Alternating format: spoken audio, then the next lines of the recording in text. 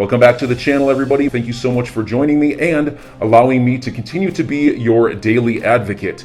If you're new here or you're not subscribed for any reason, please do me a huge favor and hit the subscribe button.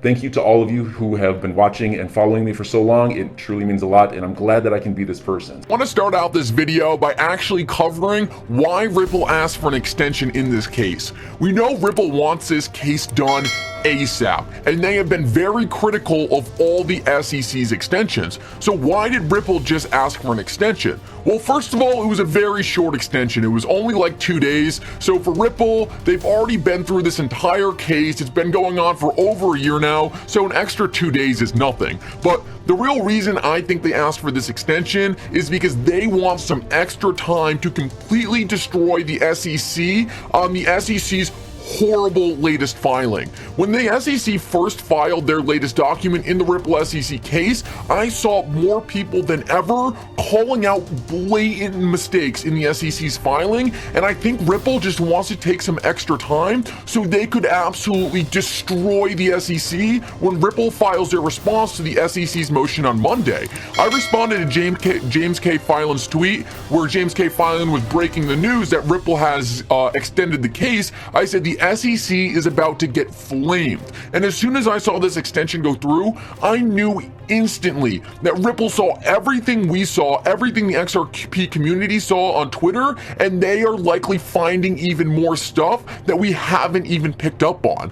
I think Ripple is about to go all out in this next response to the SEC and really torch them to the courts. I think this is going to be a huge development, and I'm actually going to show you something that I think is seriously going to backfire for the SEC because of their latest filing. I think the SEC's latest filing, where they tried to prevent Ripple from getting the Estabrook notes and William Hinman's emails, could end up allowing Ripple to get both, and let me explain. Stephen Huber tweets out, "You have to realize this again. The SEC is trying to convince the judge that the Estabrook notes would only have been relevant if the charges had been dismissed and Brad Garlinghouse and Chris Larson were allowed to leave the case. But now that that stands, they are saying that the evidence is no longer relevant because it's nonsense." So what Stephen Huber is saying here, and this is a huge mistake by the SEC, is a couple weeks back, the SEC actually told the court that the Estabrook notes would only be relevant if Brad Garlinghouse and Chris Larson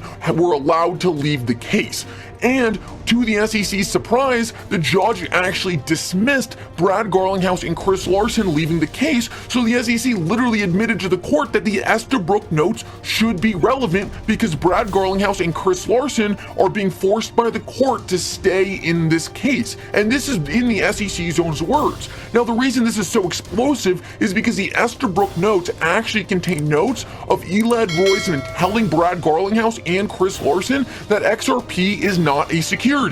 This is explosive for this case because this is the entire thing the SEC is suing Ripple for, and Brad Garlinghouse and Chris Larson. And now there is proof that commissioners had told Brad Garlinghouse and Chris Larson that the SEC's entire case against them is completely false. So this is so bad for the SEC, and they accidentally told the court a couple weeks ago that these notes are relevant to the case because Brad Garlinghouse and Chris Larson are still in the case. So now the SEC is trying to do a 180. They're trying to say, actually, never mind. We completely change our thesis on this. These notes are not relevant no matter what, and they should not be handed over. It shows that the SEC is acting very transactional here. They are arguing one thing at a time and not looking how it's going to impact them in the future. This is a great example of this and a huge slip up by the SEC.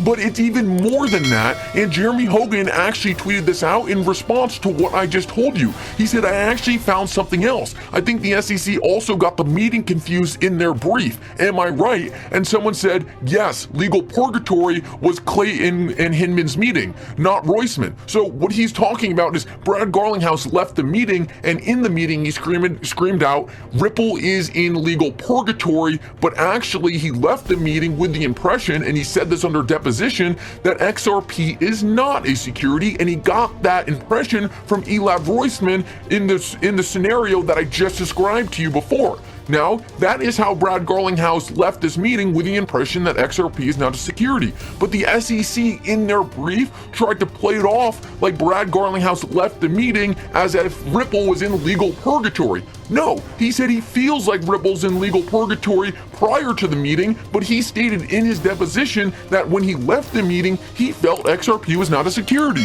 So the SEC blatantly lied about this in their motion, and this is just another thing that I think the Ripple lawyers are going to take complete advantage of and use to dismantle the SEC's arguments. In the end, I think this is going to force the SEC to not only hand over the emails, but the Esterbrook notes as well. If they are forced to do this, I think we are going to see the SEC stepping up to the settlement table very quickly. Now, you guys are not going to believe this. I thought this was awesome. This is from Library. They are another company getting sued by the SEC, and I kind of feel bad for them because the XRP community is so big. They have all these different lawyers following the case. Library doesn't have that, so I think we should all try to be supportive of this project. We know how much it stinks to have the SEC come after our coin, but I wanted to tweet this out because this is pretty savage of them. They tweeted out, "We do not respect the SEC," and essentially they're going into deposition tomorrow, and they said they're going to purposely smell really bad just to throw off the SEC lawyers. But it actually gets so much funnier. I guess the SEC contacted them about this and asked them to take down this tweet,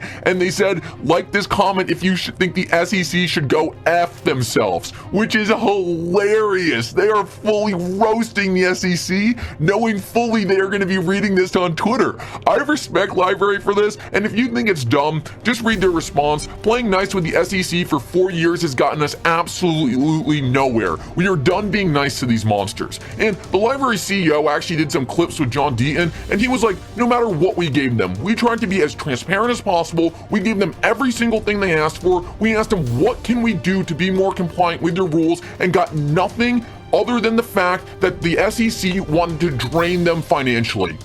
I think these guys have eventually come to the point that there is no being a good guy with the SEC.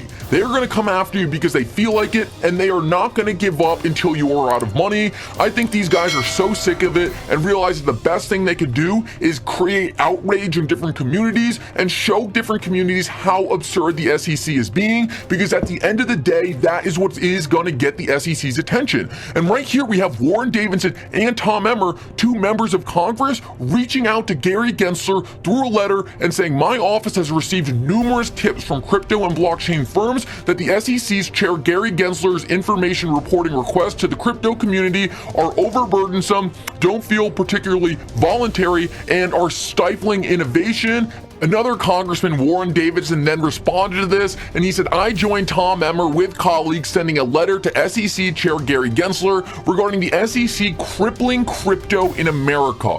We must promote American innovation rather than stifle it with an incoherent mix of bad regulation, selective enforcement, and ongoing inaction. This is massive. The SEC reports to Congress, and the fact that now these guys are getting on Gary Gensler's back, specifically about completely stifling innovation in America, I think it's going to send a very strong message to Gary Gensler. I think he's going to realize that the walls are closing in on him, and he needs to start acting. The most important part about all of this is that it was actually a bipartisan bill, so the fact that he's going to be hearing pushback from his own party is going to do a lot in putting pressure on him to stop this attack on innovation in America. The more outraged people are, the better chance that certain parties will not get elected based on this going on, and I think it's eventually going to lead Gary Gensler to push a lot of this crypto BS to the side and start doing some things that actually make America more competitive. Guys, last of all, I wanted to show you this clip of this former SEC official who just came out and made public statements on the Ripple SEC case. I think it is super important to analyze what these internal SEC officials are saying about the things going on at their own agency, especially about this Ripple SEC case, because I think it shows a lot of what the SEC's true intentions behind this case really were. So listen up. I think really the outcome in the Ripple case is going to be a game changer, no matter what happens. If the SEC loses, of course, then they're going to want to come to the table and talk about engaging with the community. But even if they win, then they'll be the dog that caught the car. Now, what they're going to make XRP register as a security. I can think of about 30 ways that's not going to work under the current regime, where it has to be amended in some way.